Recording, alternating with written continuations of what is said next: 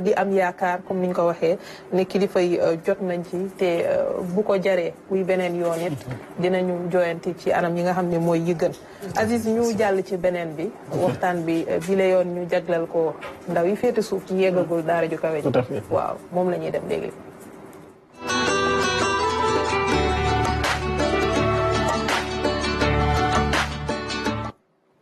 instant yi xale yi ci la ñuy stressé. waaw ci moom ñuy stressé bu baax a baax tax na ñuy dalal Mor Bassine Sarr koy jaawle sax ak Mor Bassine Niang mi nga xam moom laa bokkal promo. ceci mooy chef de division j'ai failli dire lui sànq lui Philippe Sagna sax gis ko mos a gàtt xool bu baax.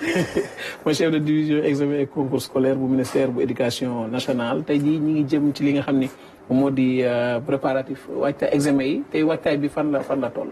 waaw jërëjëf Aziz bon ñu ngi leen di gërëm di leen sant mën naa wax ni waajtaay lépp pare na. mais nag. boo xoolee ci ginnaaw da nga gis ne lu bëri déroulé nañ ko. tout à fait parce que lépp mi ngi commencé ci li ñuy wax une décision ministérielle. le ministre bi signé depuis le 2 janvier. mu ubbi la date de clôture. mu fixé la date d'ouverture ak la date de clôture. de l'examen du certificat de fin d'études élémentaires. et du concours d'entrée en classe de 6e. bi ministre bi signé décision boobu. ñu yónnee ko le niveau déconcentré les IA et les IF. pour informer leen foofu nag la activité yi déclenché wu. mun naa wax ne par rapport à la direction des examens concours nous avons pris les devants mettre en place def nañu en place benn dispositif. bu ñuy permettre ñu mën a recueillir lépp loo xam ne ay informations yu ñuy jëriñ. pour ñu mën a planifier suñuy action au niveau de la DEXCO.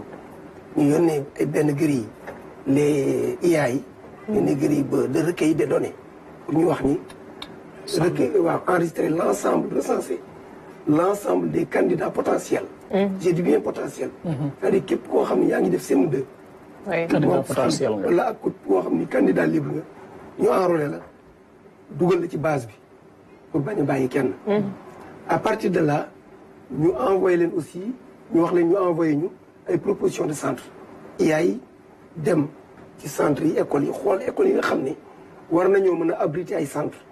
écoles yi fonctionnelles am ay points d'eau am électricité ak yeneen toutes les commodités ñooñu ñu envoyé ñu la liste des centres.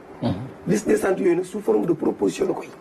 yaay di def ministre bi valide ko bu ko validé ñu retourné leen ne leen centres yi lañu reconnaître seen académie. à partir de ce moment direction des examens daal di joxe ndigal créer benn commission boo xam ne mooy tabax épreuve yi. parce que épreuve yi. moom mooy li ëpp solo ci examen commission boobu nag ay borom yi xam-xam ay inspecteur enseignement ñoo koy gérer. il y a aussi li ñuy wax l'inspecteur général de l'éducation et de la formation en charge de l'élémentaire nga xam ne fii la mu ngi tënku ci inspection générale de l'éducation et de la formation kooku mooy jiite commission bi. commission bi day liggéey tabax épreuve yi valider ko ñu conditionné ko defar yëpp. ba mu baax ñu garder ko. leneen li ci des mooy lépp loo xam ne nii ay notes la yu ñu war a bind jëmee ko ci niveau déconcentré ci acteurs yi ministre directeur de l'éducation des examens concours dina ko bind yónnee ko niveau déconcentré pour ñu harmoniser coordonner suñuy action pour ñu déggoo ci lépp li ci des aussi mooy te yooyu yëpp def nañu ko li ci des mooy li ñu war a partager mooy planning des activités planning wax leen avant le CFE ban date bu ci nekk lan la ñu war a defandoo ba da administration des épreuves ba après administration des épreuves lan moo ci topp comme activité ba ñu war a délibérer ba publier les résultats fii ñu toll nii ñu ngi retenir la date di les jeudis 19 ak vendredi 20 juin 2026 25 là pour administrer les épreuves voilà loolu daal la ñuy retenir et à cette date à la date d'aujourd'hui le nombre de candidats yi ñu am c'est pour 300 808 c'est-à-dire ñetti téeméeri junni ak juróom-ñetti junni ak juróom-ñetti téeméer ak juróom-ñett la ñu am ci ay candidats mu ëpp lool tuuti candidats yi ñu amoon daaw yokku ci 57 candidats ren boo xoolee jigéen ñi boo leen xaymaa ñi ngi taxaw ci téeméeri junni ak juróom-benn fukki junni ak juróom-ñeent ak ñetti téeméer ak juróom-benn fukk ak benn boo ko xoolee xayma en valeur relative da nga gis ne téeméeri candidat yoo jël juróom fukk ak juróom-benn ak lu toftal ñoom mooy ay jigéen waaw te loolu nag wàññeeku na. jigéen ñi daaw. war ak daaw. waaw daaw dafa wàññeeku 485 maanaam ñeenti téeméer ak juróom-ñett fukk ak juróom. nombre de centres yi ñu ngi ci 2018 centres maanaam ñaari junni centre ak fukk ak juróom-ñett. nombre de chefs de centre yi mooy méngoo ak nombre de centres yi donc ñaari junni ak fukk ak juróom-ñett. chef de centre bu ne am na adjoint. waaw am na adjoint bu koy secondé. salle yi en moyenne maanaam salle de classe yi ñu war a dugg. bu fekkee une salle moyenne mi ngi jël ñaar fukk ak juróom ci ay candidats nombre de salles yi au niveau national fukki junni la ak ñaar ak fanweer ak juróom-benn. waaw mu dépassé tuuti daaw nga xam ne dépassé na ko ci ñetti salle de classe. voilà lii daal la ñu tëral pour le moment jël nañu aussi ay dispositions pour les candidats yi nga xam ne dañoo handicapé dañ ci dikkaat. candidats yi nga xam ne aussi dañoo état civil. maanaam problème état civil la ñu am. bëri na de. yooyu jël nañ ci ay matuwaay yu dal yu am solo yoo xam ne ni ministre bi jël na les devant conformément ak ni ko premier ministre. conseil interministériel dogalee woon. ku amul extrait di nga mën a. ku amul extrait nañ la enrôler nga def. bu ñu paree ñu régulariser parce que mettre nañu en place ay dispositifs de régularisation au niveau déconcentré comme au niveau national. voilà. mais aussi il faut ñu wax parents yi ñuy déclarer xale yi.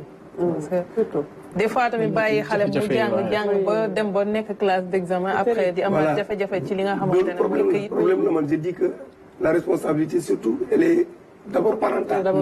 parce que boo takkee sa soxna labat ko takk ko indi ko mu am doom nga ngénti ko yàq ci ay millions ñu ne la demal fay 300 francs pour inscrire ko ngay waaj di waaj ba affaire bi tombé à l'eau ba xale bi yegg CM2 mënul am extrait de naissance loolu vraiment lu jar a sensibiliser les davantage te ministre bi mi ngi ci dox ñu ngi ci war a dox yëpp pour que ñu sensibiliser les parents beneen problème bi aussi mooy am na gos xale yoo nga xam ne ni dañuy am extrait yu bari par exemple da nga gis benn ONG ñëw ci koñ bi ne man kat dañu ñëw pour dimbale xale yi ñoom extrait yaay ji dem inscrire te papa ji yeewu ko ñu jógee fa papa ji jógee fa moom tamit dem inscrire ko feneen nijaay ji yóbbu xale bi école directeur bi ni ko am extrait xale bi xëy ñetti extrait ñëwandoo loolu c'est problème la moo tax dafa laaj ay actions yu coordonnées avec le ministère de la justice avec l'agence nationale de l'état civil ak yeneen kuréel yi nga xam ne dañuy liggéey ci loolu ak ministère de la justice pour que ñu fexe ba xale bi am extrait bañ a ñàkk extrait mais mu am benn extrait yam ci te extrait boobu nañu fexe ba sauvegarder ko suivre ko waaw dinañ ñëwaat xam naa ci problème digitalisation pour waxee ñun nan la ñuy sauver en tout cas sauvegarder toutes les données tous les dossiers des enfants pour que xale bi mën a continuer paisiblement son cursus scolaire. tout à fait bu ñëwaatee ci épreuve yi ba tey sécurisation bi ñu ngi koy wax défi bu rëy la ci wàllum booy wax li nga xam mooy jëm examen disposition yi nga xam ne jël nañ ko ngir xeex surtout li nga xam ne moom mooy fraude jëm ci examen ak fuite yi nga xam moom la ñu nemmeeku ci examen yi ko. waaw loolu lu am solo la xam nga d'abord il faut ñu xàmmee fuite ak fraude. xam nga fuite tant que administré guñ épreuve yi fuite mën na am. fuite moom bu génnee mooy fan ko war a génnee guñ ko ñu dégg na mi ngi circulé. fraude nag mën na ñëw. ci commencement avant pendant et après parce que fraude mën na dem ba ci diplôme bi xale bi mën na ñëw du admis ñu fraude ba fexe ba mu am diplôme wala ñu fraude ba mu nekk ci liste des admis wala ñu fraude ba jour examen bi mu fraude ci épreuve yooyu yëpp ay forme la mais li ci am solo mooy au niveau du ministère de l'éducation nationale jël nañu ay dispositions conformément ak ni ko décision conseil interministériel bi joxe premier ministre Ousmane Sonko mooy lan mooy fexe nañ ñun au niveau de la direction des examens concours ba sécuriser les épreuves à partir de la construction ñi tabax épreuve yi dafa nekk commission boo xam ne nii c'est composé ak ay nit ñi koy def ñi ko composé ñoo xam ne nii dañoo irréprochable en matière de moralité c'est-à-dire dañoo xam ne dañ leen a saytu def ci ñoom enquête ba xam ne nii war nañ mën a construire ay épreuves denc ko ñu signé benn kii de comment on appelle ça déclaration sur l'honneur pour wax ne épreuve bii du ma ko mas a joxe. tout à fait loolu yëpp lu am solo la. te ils sont surveillés de très près. bu ñu construire épreuve tabax ko ba ñu valider ko léegi le choix la ñuy dem au choix dañuy yëpp choisir te loolu yëpp ci processus de sécurisation bi ñu choisir épreuve bi bu ñu ko choisir war ko administrer avant administration il y a ce qu'on appelle la reprographie maanaam. dañuy yaatal épreuve yi def ci lu bari. dugal ko ci enveloppe. foofu tamit boo ñëwee au niveau de la direction des examens concours di nga constater que ni y a des salles boo xam ne ni ces salles liées à yoo xam ni c'est uniquement réservé à la reprographie. D'accord. maanaam duñ ko génne ci biti ba kenn ku ne am ci yëpp ci biir ministère lépp ci biir direction des examens concours. am na équipe restreinte de 2 à 3 personnes yoo xam ne ñoom ñoo tiré épreuve yi. ñoom rek ñoo ko mën a gis. te c'est des gens yoo xam ne ils sont sélectionnés parmi les plus sûrs. ñooñu bu ñu reprographier ci beneen salle bi dafa am ñoo xam ne dañuy dugal. ci biir enveloppe bi. ñooñu bu ñu dugalee dañuy fermer. région bu nekk daal. voilà non au niveau de voilà région bu nekk. par académie. bu ñu ko yóbboo nag ñu dugal ko ci beneen salle bi foofu nag y a le groupe qui sécurise. ñu door ci cachet bi yëpp.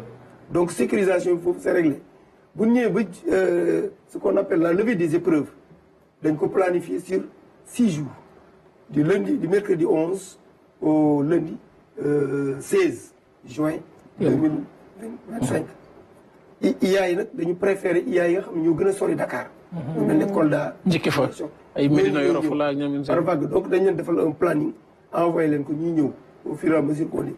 léegi ñoom tamit après ils vont convoyer les épreuves bu épreuves yi yeggee aussi sur place di nga gis ne y a eu au niveau déconcentré dafa am ay ce qu'on appelle les gouverneurs les préfets ak les sous-préfets dañu tenir des comités régionaux départementaux et locaux de développement coordonnés avec l'ensemble des acteurs sous la houlette aussi des autorités académiques ñooñu bu ñu discuter waxtaan les forces de défense et de sécurité aussi assurer la sécurisation des épreuves dans les régions. moo tax épreuve yi bu ñëwee inspecteur d'académie mooy wax fu ñu ko bëgg a yóbbu. bu ne commissariat de police ñu yóbbul ko. bu ne brigade de gendarmerie ñu yóbbul ko. ah oui bu waxee feneen ñu yóbbu ko mais li am solo mooy que ça soit bien sécurisé. kenn du ci am ay garde ñu koy garder ba jour administration des épreuves. ñu acheminer ko avec des escortes. yóbbu leen dans les centres. loolu moo wane centre yi bu ñu ñëwee nga gis ñu ne mi ngi ni soupli. kenn kii ko ñu dajji ci kanam élèves yi mu leer. très bien bu ñëwee centre bi aussi da ngeen fa fekk les forces de défense et de sécurité. comme ni ñu ko joxee ci décision interministérielle conseil interministériel ñoom ñu veiller à la sécurité des centres. des épreuves et du personnel qui doit personnel bi nga xam ne moo war a liggéey. ci administration des épreuves. voilà daal ni ñu ko defee. beneen sécurisation élément de sécurisation. c'est par rapport à la digitalisation. plateforme bi boo ci duggee muy plateforme Anadol da nga gis ne tout a été bien sécurisé que ça soit les données les épreuves et tout waaw loolu ci ñëwaat xam naa ci digitalisation. alors man fenn laay taxaw am na ci yenn région yoo xamante ne tàmbali na taw. waaw dispositif ban ngeen jël surtout pour ndongo yi nga xam ne dañoo war a dem salle d'examen yi jour bu tombee mu taw. waaw bu tombee mu taw xam nga taw moom c'est-à-dire que au Sénégal toujours damay wax ni ñun taw mooy suñu frein alors que taw. am na dëkk yoo xam ne boo fa demee dañuy taw. jigéen soo da ngay dem ngay taw gars yi doxi seen soxla 9 mois 10 mois 2 mois la ñuy toog am naaj am kii saison sèche te ça ne les empêche pas ñu def li ñu war a def donc Sénégal li ci am solo man dama ni examen bu ñu toog ne examen noonu nañ fexe ba du taw déedéet nañu fexe ba lieu yi nga xam ne dañuy def examen mooy centre yi ñu sécuriser ko ba nga xam ne inondation du fa am. d'accord mu nekk des lieux sûrs xale yi aussi ñu fexe ba indi leen à temps. parce que dans certains pays démb ministre bi wax na ko conseil ci point de presse bi am na dëkk yoo xam ne nii bu jour examen daanaka dëkk bi day nekk à l'arrêt pour ñu démarrer l'administration des épreuves man gis naa benn vidéo Japon xaw ma Chine à 8h pile ñëpp taxaw drapeau yi yéeg ñëpp taxaw ba 8h03 8h05 ñu commencé dox seen i soxla oto boo gis ñu def ci benn macaron ñu ne pour candidat transport des candidats ñu bàyyi la laisser passer donc priorité bi durant l'administration des épreuves c'était accordé aux candidats te je crois que suñu bañ a tardé foofu la ñu bëgg a yóbbu le Sénégal parce que le ministre en a largement parlé hier wax na ci te loolu dafa nekk élément bu am solo il faut que ñu dem ba ñun ñu ancrer loolu ci ñun xam ne examen c'est un moment sacré pour ñu mën a natt élèves yi mais aussi natt suñu système éducatif te ku wax système éducatif wax capacité réew pour développer oui ñëwar en fait je me dis que xam naa du sànni xeer mais je me dis que ne tontuwut question bi nga xam ne Ndayaram moom la ko interpellé parce que taw certes du frein fu mel ni Abidjan mu nekkoon ni ñoom ils ont un climat pluvieux mais si les conditions ne sont pas réunies par exemple bu déluge amee loolu c'est compliqué pour xale bi jóg dem yaa ngi wala mu nekk bu fekkee ba tey abri provisoire donc ndax yooyu jël ngeen ko en compte. merci beaucoup damay commencer par li nga wax abri provisoire. xam nga abri provisoire wax naa sànq ne IA yi dañuy proposer ay centres mais centre yoo xam ni commodité yëpp dafay nekk. mais aussi il y a toutes les garanties de sécurité. que dañ ko war a valider. en général bu ñëpp balaa ministre bi validé day assuré wu que ni y a pas d'abri provisoire. Voilà. tel ou tel qui parce que dafa am ay enquête quand même. dañ koy def parce que IA bi aussi du nangu proposé loo xam ne nii ëllëg ministre da koy gis ne ko lii baaxul. il fait tout day am créé benn commission bi wàcc sur le terrain. ànd ak même des spécialistes. des architectes yooyu ñu xool xam ne terrain kii bi. vraiment c'est ce centre là. mën na kii parce que parfois mais mën nañ dem ba jël centre boo xam ni sax du école. oui centre boo xam ne nii benn salle bu mag wala kii. mais l'essentiel est que mu mën a protéger les choses réunir waaw. damay wax nag ni Sénégal nekkuñu à 100% si loolu aussi. il faut que ñu accepté ko. parce qu'on l'a vécu avec la banlieue année passée. moom une petite inondation. effectivement te loolu li ko waraloon aussi dafa am ko bënnoon mur bi. ndox mi daal ñu jaar ci biir école bi ci classe yi waaw. c'est des imprévus. c'est des imprévus. mais man li ma gisee mooy que ni la politique de l'État mooy dafa tendre vers loolu. ñu dem ba nga xam ne am ay constructions yu solides yoo xam ni c'est bien sécurisé. pour permettre candidats yi vraiment ñu mën a travailler paisiblement. d'accord dinañ ñëwaat ci